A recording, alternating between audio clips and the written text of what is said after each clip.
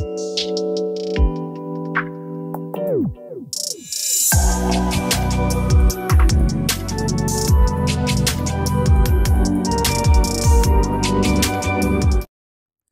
दोस्तों, friends 28 and 29 of June को GST council की जो मीटिंग हुई है उसमें हुए हैं बहुत से छोटे बड़े चेंजेस और अनाउंसमेंट। हम उन्हीं अनाउंसमेंट में से जो कुछ की चेंजेस या जो अनाउंसमेंट है उन्हीं को डिस्कस करने वाले हैं। तो बिल्कुल भी टाइम वेस्ट नहीं करते हैं, सीधे चलते हैं वीडियो की तरफ। वीडियो बहुत इंपॉर्टेंट होने वाला है, तो एंड तक जरूर देखिए। जो पहला चेंज है इसको आप कह सकते हो कि ये एक तरीके की रिलीफ है। किसको? ई कॉमर्स ऑपरेटर को। होता क्या था पहले कि अगर आप ई कॉमर्स ऑपरेटर हैं, मतलब आप ऑनलाइन अपना गुड्स या अपनी सर्विस सप्लाई करते हैं, तो आपको फर्स्ट डे से, पहले दिन से आपको रजिस्ट्रेशन लेना मैंडेटरी होता है। ये हमने अपने जीएसटी प्रैक्टिशनर जो हमारा कोर्स है उसमें मैंने आपको बताया है। तो जो ई कॉमर्स ऑपरेटर था उनको पहले फर्स्ट डे से रजिस्ट्रेशन लेना पड़ता था। अब लेकिन ऐसा नहीं है। अब इनके ऊपर भी वो जो लिमिट होती है, गुड्स के केस में 40 लाख एंड सर्विस के केस में 20 लाख, ये लिमिट अब इनके ऊपर भी एप्लीकेबल होगी।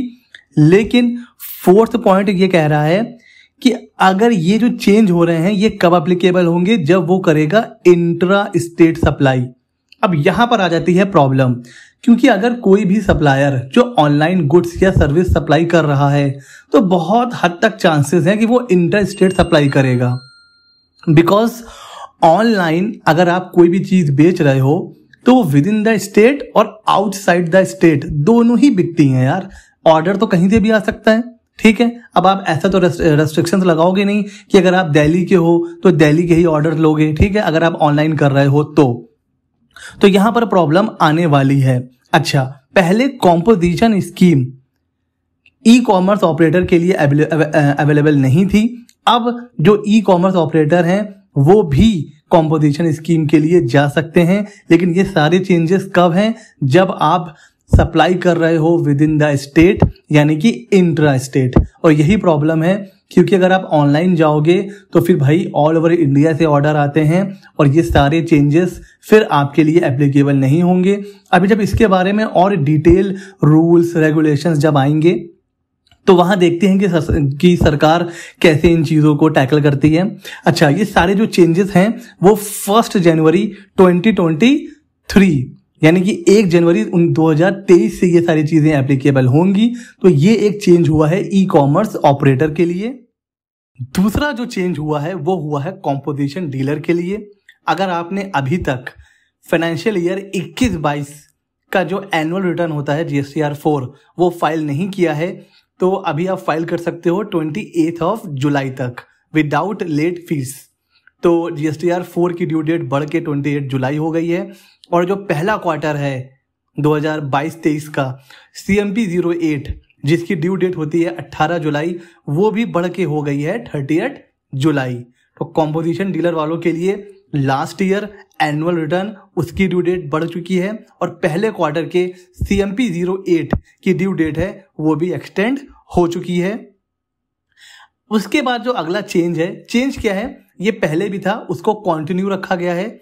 अगर आपका टर्नओवर पूरे साल का 2 करोड़ या उससे कम है तो आपको एनुअल रिटर्न यानी कि GSTR 9 और GSTR 9A फाइल नहीं करना है, आपके लिए मैंडेटरी नहीं है। ये पहले भी लिमिट थी और अभी भी है। इसके अलावा जो चेंज होने वाला है, कहा जा रहा है कि GSTR 3B में जहां पर हम लोग ITC डालते हैं तो वहां पर अभी क्या है कि हम लोग अमाउंट एंटर कर देते हैं और उतना हमें ITC मिल जाता है। अभी क्या होने वाला है, इसको थोड़ा सा और डिटेल करने वाले हैं। ग्रॉस ITC, फिर जितना यूटिलाइज कर रहे हैं, उसके बाद नेट ITC, ठीक है। तो इसके ऊपर भी चेंज होने वाला है, यानी कि GSTR 3B का जो फॉर्म है, जो रिटर्न है, वो थोड़ा सा चेंज हो जाएगा और उसमें और डिटेल में चीजें हम फिल कर पाएंगे, ठीक है। आगे चलते हैं। अगला जो अनाउंसमेंट है वो है क्रिप्टो करेंसी को लेकर। जी हाँ फ्रेंड्स, बात ये हो रही है कि जितने भी क्रिप्टो ट्रांजैक्शन हैं उसके ऊपर हायर टैक्स स्लैब यानी कि 28% से GST लग सकता है। हालांकि मिनिस्ट्री ने अभी कहा है कि हम इसको और अभी एनालाइज करेंगे। तो इस जो काउंसिल की मीटिंग थी उसमें तो कोई डिसीजन नहीं लिया गया है, लेकिन जो अगली मीटिंग होने वाली है उसमें हो सकता है कि जो क्रिप्टो ट्रांजैक्शन है वो भी जीएसटी में आ जाएं। तो ये हो सकता है। अगला जो चेंज है वो बहुत इम्पॉर्टेंट है। अभी तक क्या होता था, अगर आपने लगातार GSTR 3 नहीं फाइल किया या कॉम्पोजिशन के केस में GSTR 4 नहीं फाइल कर रहे हैं तो होता क्या है, आपका GST सस्पेंड हो सकता है। ठीक है। अच्छा, पहले क्या था, अगर आपका GST सस्पेंड हो जाता है तो आपको जाना पड़ता है डिपार्टमेंट, फिर जो भी आपके एरिया का ऑफिसर है उसको एप्लीकेशन करो, फिर वो वहाँ से रिवोक करता है, तो कई बार आपको पैसे देने पड़ते हैं, बहुत चीज़ें होती हैं। तो जो टैक्स पेयर था उसको प्रॉब्लम हो रही थी। यहाँ पर एक अनाउंसमेंट हुआ है कि अब ऑटोमेटिक रिवोकेशन हो जाएगा। करना क्या है, जैसे मान लीजिए आपने 6 महीने तक GSTR 3 फाइल नहीं किया और आपका GST सस्पेंड हो गया, तो अब आपको कहीं नहीं जाना है, जितने भी पेंडिंग रिटर्न्स हैं वो फाइल करिए और आपका जो GST सस्पेंड हो चुका है वो ऑटोमेटिकली क्या हो जाएगा, रिवोक्ड हो जाएगा और फिर से एक्टिव हो जाएगा। तो ये बहुत अच्छी अनाउंसमेंट है। उसके बाद भी कुछ अनाउंसमेंट हुए हैं। पहला देखते हैं। देखिए, अभी तक हम लोग GST का पेमेंट कैसे करते हैं, या तो over the counter, NEFT, RTGS या फिर नेट बैंकिंग।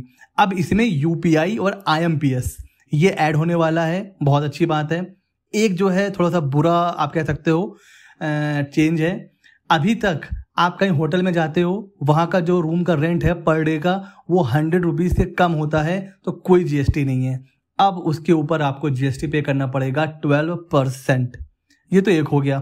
अगला क्या है, आप हॉस्पिटल में जाते हो, प्राइवेट रूम वगैरह लेते हो, उसका अगर रूम रेंट 5,000 से ज़्यादा है तो वहाँ भी आपको विदाउट ITC 5% से टैक्स पे करना पड़ेगा, क्योंकि उसके ऊपर भी लग चुका है GST। अच्छा, इलेक्ट्रॉनिक व्हीकल पे बड़ा कंफ्यूजन था, तो सरकार ने क्लैरिफाई कर दिया है कि इलेक्ट्रॉनिक व्हीकल पे 5% से GST लगेगा।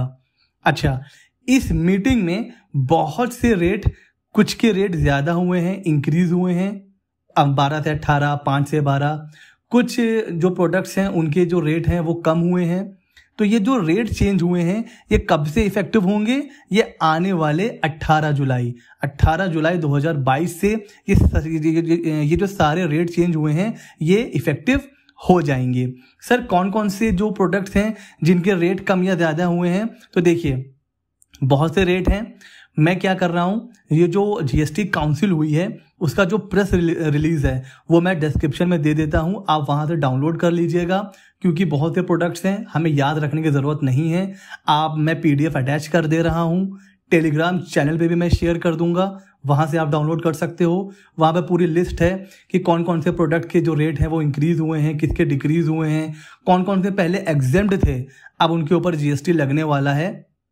तो ये सारी चीज़ें उसमें लिखी हुई हैं, आप PDF डाउनलोड कर लीजिए।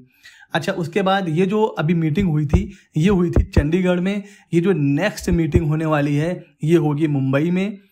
सो फ्रेंड्स, ये थे कुछ छोटे बड़े इंपॉर्टेंट चेंजेस। इसके अलावा भी 2-4 छोटे मोटे चेंजेस हुए हैं, वो लेकिन हमारी डे टू डे लाइफ में उतने इंपॉर्टेंट नहीं है।